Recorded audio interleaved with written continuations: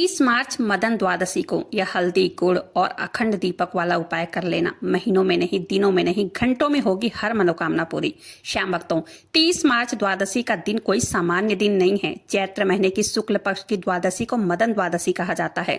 इस दिन कामदेव की पूजा और व्रत का विधान है। इस दिन को संतान प्राप्ति, सुख समृद्धि के लिए बहुत ही पावरफुल दिन माना गया है। शास्त्रों के अनुसार पाप को नष्ट करने वाली, संतान प्राप्ति कराने वाली, धन सुख समृद्धि सब कुछ देने वाली, पुण्य प्राप्त कराने वाली द्वादशी है। इस दिन छोटी सी पूजा पाठ और छोटा सा उपाय, मंत्र जप, एक हल्दी का छोटा सा उपाय और अखंड दीपक का उपाय करके हर मनोकामना की पूर्ति, जो कि बहुत जल्द होती है। शास्त्रों में कहा गया है यह द्वादशी सबसे बड़ी द्वादशी है। इस एकादशी और द्वादशी की महिमा हमारे शास्त्रों में वर्णित है। अगर वराह पुराण की हम सबसे पहले माने तो वराह पुराण के अनुसार जो पुरुष या स्त्री नियम पूर्वक रहकर चैत्र महीने की द्वादशी तिथि के दिन खिले हुए पुष्पों की वर्णमाला तथा चंदन आदि को मुझ पर चढ़ाता है, उससे मानो 12 वर्षों तक मेरी पूजा कर ली है। देखिए कितना अद्भुत योग है ना।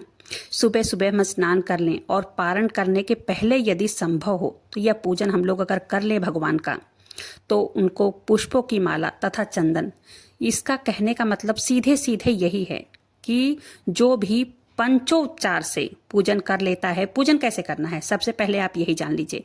भगवान को तिलक करना है, बाबा श्याम को, लड्डू गोपाल हो, बाबा श्याम की मूर्ति हो, फोटो हो। उसके बाद आप भगवान को पुष्प चढ़ाते हैं। पुष्प मतलब गेंदे का फूल, कमल का फूल हो तो पुष्प चढ़ाना, तुलसी जल चढ़ाना धो करके। लेकिन जब चढ़ाइएगा तो पुष्प आदि को उसके अंदर सफेद चंदन लगा कर ही चढ़ाइएगा। चंदन आपको मार्केट से इजीली मिल जाता है, वह लगाकर आप भगवान के ऊपर अर्पित कर देना। तीसरा, आप धूप दिखाइएगा, उसके बाद दीप दिखाना है। कोशिश करें, आज द्वादशी है, अखंड दीप जलाइए बाबा श्याम के सामने। उसके बाद भगवान को भोग प्रसाद, जो भी मतलब प्रसाद आप लगाते हो द्वादशी के दिन, जैसे खीर चूरमे का प्रसाद बाबा श्याम को लगाया जाता है, आप चढ़ा सकते हैं। उसके बाद आरती कर लेना, यह पूजन हो गया। ठीक है, आपका जैसे मतलब भगवान जैसे आप पूजा पाठ करते हो उतना कर लीजिएगा। इतना ही करने मात्र से आपको 12 वर्षों तक भगवान कहते हैं कि मेरी पूजा करने का पूर्ण लाभ उस व्यक्ति को मिल जाता है। बिल्कुल वराह पुराण की बात आपको मैं बता रही हूँ। वराह पुराण में आगे ये भी कहा जाता है कि चैत्र मास में चंदन एवं कमल के पुष्प को एक साथ मिलाकर जो भगवान विष्णु को या बाबा श्याम को अर्पित करता है, उसे अल्प आयु की प्राप्ति होती है। कमल का पुष्प आपके यहाँ मिल जाए तो ठीक है, नहीं मार्केट में जाकर आप उसको खरीद लीजिएगा। उसके अंदर सफ़ेद चंदन लगाकर भगवान को चढ़ाइएगा। भगवान कृष्ण को भी चढ़ा सकते हैं, या तो किसी भी भगवान विष्णु के जो भी अवतार हो, बाबा श्याम हो, भगवान कृष्ण हो, लड्डू गोपाल हो, जो भी हो सबको चढ़ा सकते हैं। अखंड ज्योति आज के दिन बाबा श्याम को खीर चूरमे का प्रसाद भोग में लगाया जाता है।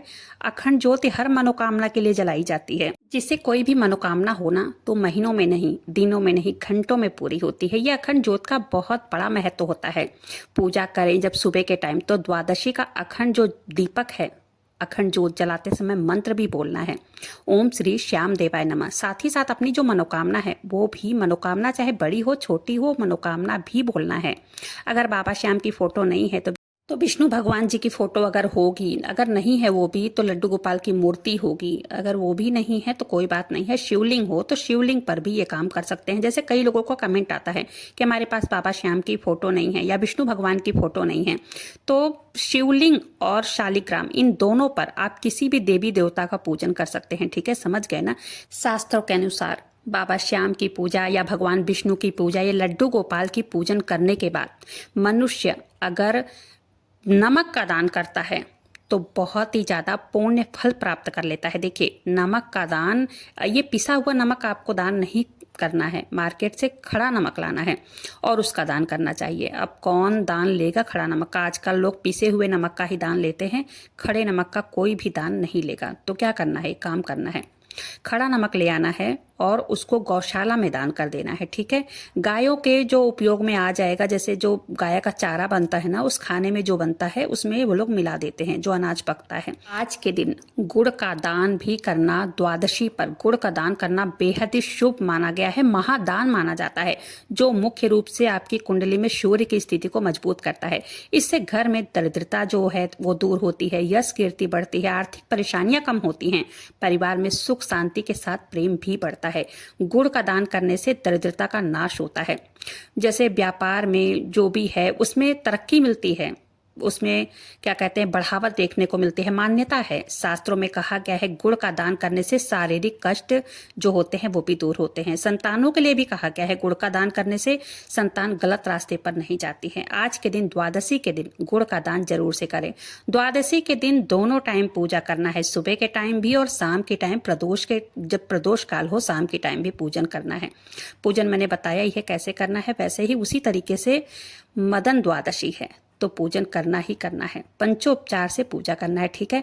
स्कंद पुराण के अनुसार हम लोग जो करते हैं, स्कंद पुराण के अनुसार चैत माह के शुक्ल पक्ष की जो भी एकादशी है द्वादशी, उसका बहुत विशेष महत्व माना जाता है। खासकर द्वादशी तिथि को देखिए, इस द्वादशी तिथि की जब बात हो रही है ना, वो कल की है, 30 मार्च को जो आ रही है उसी की बात हो रही है। 30 मार्च द्वादशी के दिन और अगला काम क्या करना है वो जान लेते हैं। देखिए, शंख द्वारा बाबा श्याम को या श्री कृष्ण को दूध से स्नान कराने का बहुत विशेष महत्व है।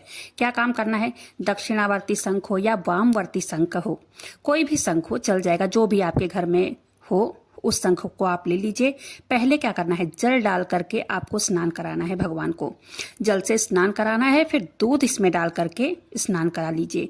साथ ही साथ मंत्र भी बोलना है, जो भी मंत्र आपको आए, या तो ओम नमो नारायणाय बोलना है या तो ओम श्री श्याम देवाय नमः बोलना है। मतलब जो भी आपको मंत्र आसान लगे वो आप बोल दीजिएगा। अगर मान लीजिए कि कई लोगों के कमेंट आते हैं मेरे पास कि मेरे पास बाबा श्याम की कोई फोटो नहीं है, मूर्ति नहीं है, तो कोई बात नहीं है, लड्डू गोपाल की मूर्ति हो, फोटो हो, तो लड्डू गोपाल की मूर्ति के आगे भी आप कर सकते हैं। विष्णु भगवान के मतलब सब एक ही अवतार हैं, बाबा श्याम, लड्डू गोपाल, विष्णु भगवान सब एक ही अवतार है, एक ही रूप है, एक ही स्वरूप है सब कुछ। तो मूर्ति नहीं है कोई बात नहीं है, तो आप अगर मूर्ति नहीं है तो भी आप शिवलिंग पर भी ये काम कर सकते हैं। मंदिर चले जाइए, एक ही दिन तो जाना है, जा करके शिवलिंग के ऊपर भी आप जल से अभिषेक कर सकते हैं, दूध से अभिषेक कर सकते हैं। जी हाँ, मैं बिल्कुल सही बोल रही हूँ, शिवलिंग के ऊपर भी आप अभिषेक कर सकते हैं।